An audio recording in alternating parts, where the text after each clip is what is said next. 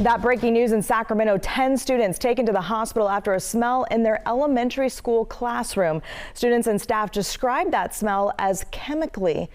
Right now, hazmat crews are trying to figure out what that chemical smell is. That's how they're describing it. This all happened at Ethel Phillips Elementary School on 21st Avenue. And KCRA 3's Michelle Bandur just arrived. She's live on the scene with the latest from the school. Michelle? Yeah. Well, good afternoon, Lisa. Can you imagine getting that phone call as a parent? 10 students taken to the hospital after that incident that happened here this morning about 9:30. Want to tell you, they are okay. They are being treated at the hospital, and all of them are going to be okay is what we were told. But let me show you what's happening here outside the school. The parents of every student in this school was called today, so they were given the opportunity to come here and pick up their child if they wanted to. And so we've been seeing parents arriving here, picking up their kindergartners, first graders, you know, every age group here. Parents just went ahead and decided to pick up their kids here.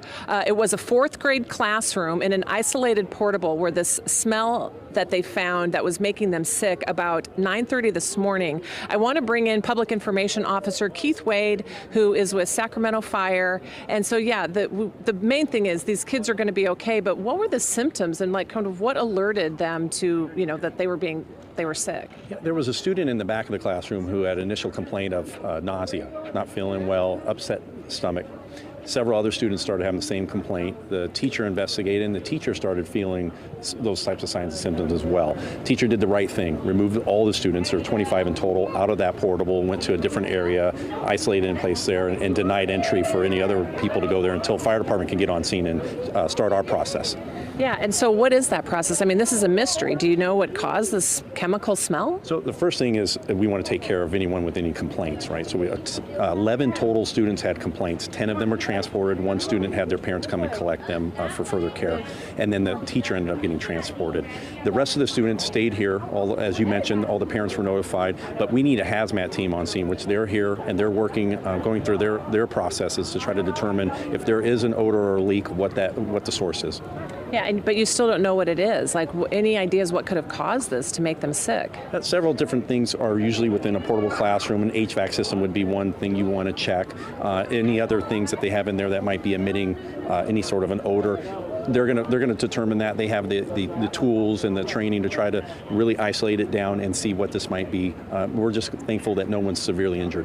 Yeah, is there anything that children, you know, of this age should be worried about when you have that type of chemical smell or, you know, that's making them sick? Any other special tests that need to be done? Well, anytime kids have any sort of complaints, you know, they don't compensate the same as adults do. So we should be worried when they start having signs and symptoms that it's something maybe big, you know, really bad. So we want to make sure we get them to a hospital, be evaluated and monitored so that they're okay, get that teacher looked at, and then the rest of the staff and students here are safe and the parents are notified. So everything has gone in the route and the process that needs to follow, but right now we need to determine what happened in that classroom and make it safe. And it was, you said, isolated to that one portable, so the school didn't need to be evacuated? No, the school was not evacuated, but as you can see, parents were notified and a lot of them are choosing to come here and collect their children, which I don't blame them. You know, it can be scary with the national narrative that's happening around, you know, any sort of activity at a school. Parents are a little unnerved, and so we welcome people to come and be with their loved ones and make sure everyone's safe. But right now, I can tell you that all the students and that teacher were stable when they were transported, and they're being monitored currently. And then real quick, how long are you guys going to be out here doing these tests? Yeah, so it can take up to an hour, sometimes maybe a couple hours for them to try to isolate and determine what's going on.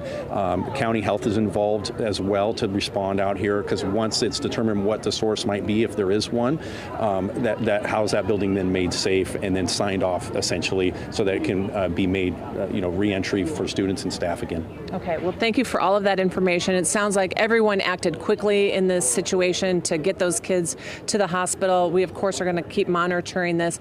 Hopefully we'll have some type of answer as to what this mystery chemical smell was here in the school here, Lisa. Yeah, absolutely. I mean, it's such a mystery. It's hard. I'm just trying to figure out what could it possibly be that's making them all feel so sick. But great news that teacher acted swiftly and did exactly what she was supposed to do. Michelle, thank you for the live report and the latest information. All right.